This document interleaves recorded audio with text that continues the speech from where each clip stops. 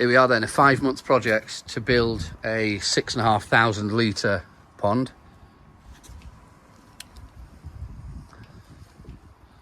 I'll just walk through what we've got here. So we've got an ultra skimmer.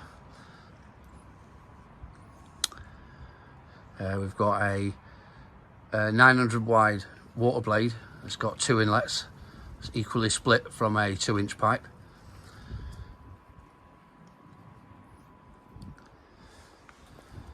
Down here we've got a spin drifter.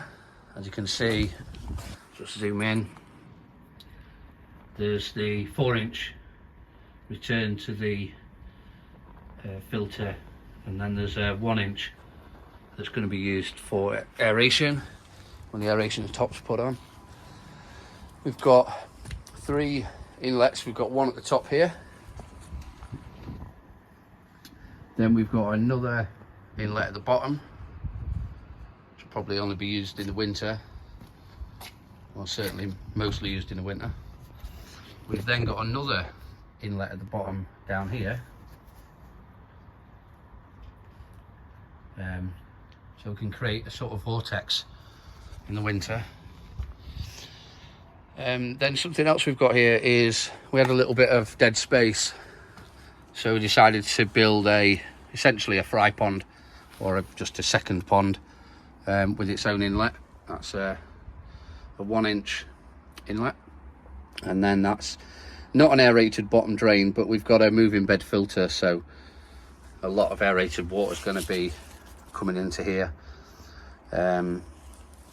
Just a second pond, not necessarily a fry pond, just, you know. Then that then flows back into this pond through this 4-inch pipe here, so hopefully gravity will balance those two out. Well, it certainly will. We're then having a 2.5 metre infinity window along here. That'll be the height of the coping. May look at some balustrade as well at a later date if it's needed. I suppose generally if fish are jumping out of a pond, it's a bigger issue, and sometimes, not always. We've built a pergola over the top. Still deciding whether to put the top on there or whether to just shape the wood to make it look nice. Don't know. There's a wall along here, and then there'll be another wall along the right side there, and that'll be 900 gap, and there'll be a gate there which will stop the wind, because there's a wind tunnel down here. The amount of wind that comes down there is unbelievable, so that's designed to stop that, or at least slow it down.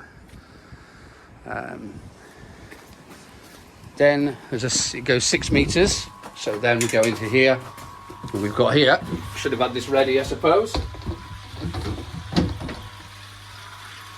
we've got a BD 300 combi from Burton's. That's coming in on the pipe where it's not quite finished, but that's coming in on a 4-inch bottom drain there, and then there's the 3-inch inlet from the skimmer, both on slide valves. I like slide valves, so I know a lot of people prefer the ball valves, but I quite like slide valves. Then we step it up, the 3-inch obviously, so we step up into the 4-inch inlet for the to go into the drum. Then there's the 4-inch that obviously doesn't need stepping up. Doing something I've not seen done before, or if it has been done before I've not seen it, where I can purge my bottom drain directly into the drum, and then I've got this, which is a drain. This room's a wet room, by the way, it's not finished yet, but this is a wet room. The water can go up to about 4 inches high and then drain away down that gully down there. Yeah, I know that tap's not finished, it's my next job. And then this is the waste outlet chute from the drum, so that goes straight down there and then goes all the way down that drain for when the drum's cleaning. Anybody who's seen a ultra skim has also seen that it's got an overflow like most skimmers do, Well, certainly most aquatic skimmers do nowadays. So we've got two ways of topping the pond up. The first one is that we've got an auto fill valve here that I fitted. After speaking to Burton's, they said that would be okay for me to do that, not invalidate the warranty, which was good. That's fed from this tank here. It's isolated at the moment. The cold water comes in here. The idea would be that we'll split the pipe somewhere and we'll run it through a filter system that's going to be supplied by Finch Filtration, of course. That then runs along here and then back down to this fill valve, which keeps the water at the level, which that'll be halfway up the skimmer, which is where the baffle and the skimmer, or whatever it's called, the thing in the front of the skimmer, the weir, is it called a weir? Yeah, weir. Where will be. So that'll be somewhere around, you know, kind of where my finger is, I guess, you know, an inch or so, maybe a few centimetres above that. So the water level is actually set at the skimmer, but we can top it up here with pre-filtered water. Then, as you know, if you've got a drum, it runs through the drum, and then through this side of the drum, and goes through the baffles at the bottom there, or the baffle, is it singular, plural? No idea. It then moves along into this moving bed filter. I know that you can use these as a static bed filter or a moving bed filter. I've opted to go for a moving bed. Somebody gave me a bit of advice that there's a few dead spots and I keep moving the media around, but that's not really a long-term solution. So I decided to buy 4 air stones and just kind of split the pump that I've got, the air pump that I've got. I've got 2 air pumps, one for the filtration in the bottom drain and then one that's going to do this, so they'll be done separately. I bought a wireless temperature thermostat thing, which has also got a receiver over there. It's kind of cool.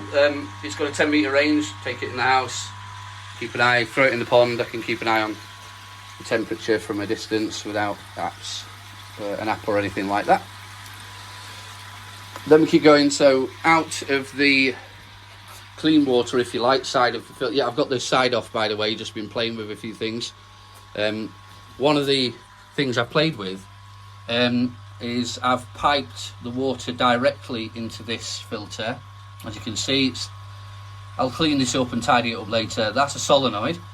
It's a 12 volt solenoid, and so that then allows the water to flow up to the pump and then up to here. I saw a guy who'd actually he wired it, piped it straight from mains. That's a good idea. I might try that, because this pump is very noisy. But I suppose once the cover's on, it might not be that noisy. Anyway, clean water side. So here we've got the clean water side. So the main outlet is here. That then goes to a 20,000 pump, variable pump by Pond Expert, which is sort of the same sort of thing as the Evolution Aqua pump. I've got a bypass here. The idea is to keep this slide valve closed, but I've got a slide valve there that goes directly into the Tempest. So the idea is it'll run up the Tempest and I'll just come out a little bit. It'll then run out of the Tempest and then up along this pipe here, and then it'll run along this pipe to here, and then it'll run through this, which, as you can see, it's work in progress. It's not wired up yet. This is a TMC 110 twin. I went for this one because of the architecture of how the pipes could lay in there. So but then it would go down there and then it would go back to the pond, which is kind of hard to see. We've got a bit of clutter in the way at the moment.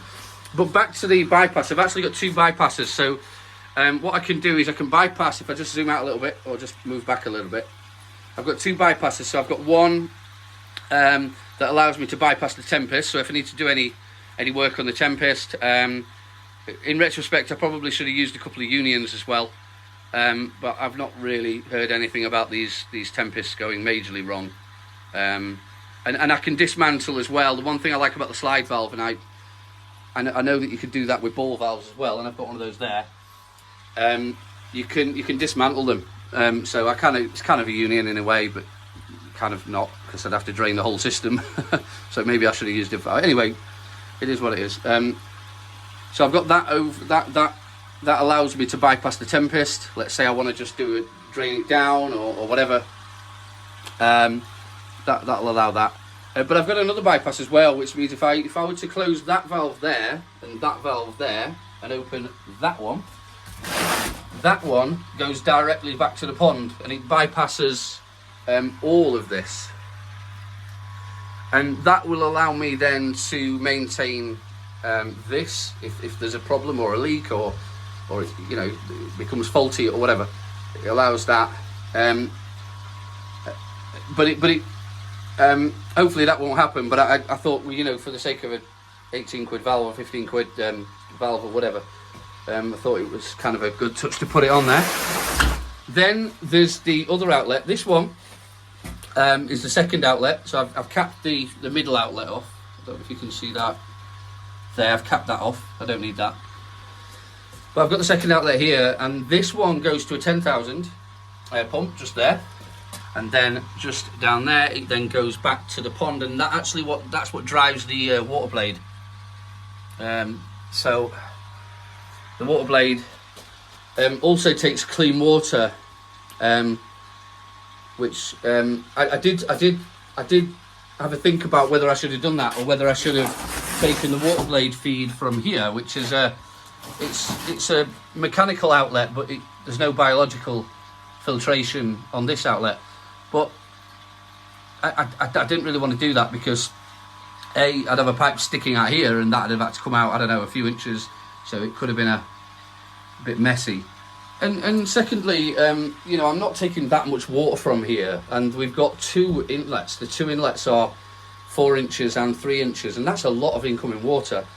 So I don't think I'll be able to drain this thing by putting 2 outlets on here. And if I do, I'll just slow the water blade down. That's fine by me. What else have we got? So here's the Burton's Magic, as you probably all know. I've got it switched off at the moment, and of course the UV, on the advice of another member, I've turned that off as well. I decided to make sure that the UV weren't on when the top was open, which is probably the best advice I've been given. The other thing that I did, by the way, and I know that not everybody, you know, would do this, I've also put a electrolytic scale inhibitor on here, on the main incoming, the main 22mm incoming pipe. And the reason that I've done that is that I've seen, I think it was Adam's videos on YouTube, where he's got scale so bad on his filters, and even if I have to change this thing once a year, hopefully it'll help, you know, remove some of the scale, and or at least eliminate, and, you know, in prevention being better than cure sort of thing. So yeah, that's a little rundown of my system. I've had quite a lot of messages, people saying, can you, you know, you keep posting messages, can you send us a video and go through it and what you've got there. So that's it, that's the system. Ken Alexander, his guys are coming tomorrow. They're doing the thing for us. We'll just go back outside. They're doing the fiberglass for us tomorrow. So hopefully that'll be done by the end of tomorrow, if not the end of Friday. These guys are coming back the next day, he said, if it's not finished tomorrow. And then hopefully by the end of next week, we'll have made a decision on the roof, on top of the pergola, or whatever we're going to do with that, and then hopefully we'll have a working pond. I don't think it's the right time to put the fish in right now, but what I've been doing to keep the cycle running, or to even start the cycle, I started it back in August or July. Anyway, was to just dump pure ammonia, 4 milligrams per day into the filter, and give it a water change once a week. And that's working really well now, because we've got absolutely 0 nitrites showing. 0 ammonia, 0 nitrite. So every day at 6 o'clock I'll dump a a load of ammonia in. It's a measure, of course. I'm not just throwing ammonia in there. But then it's all gone by 6 o'clock the next day, so I redose, and I'm just kind of simulating having the fish already in there, so when it gets to maybe March, April, it's nice and warm again, or at least some tolerable level of heat. We can get the koi in here. All right, thanks for watching.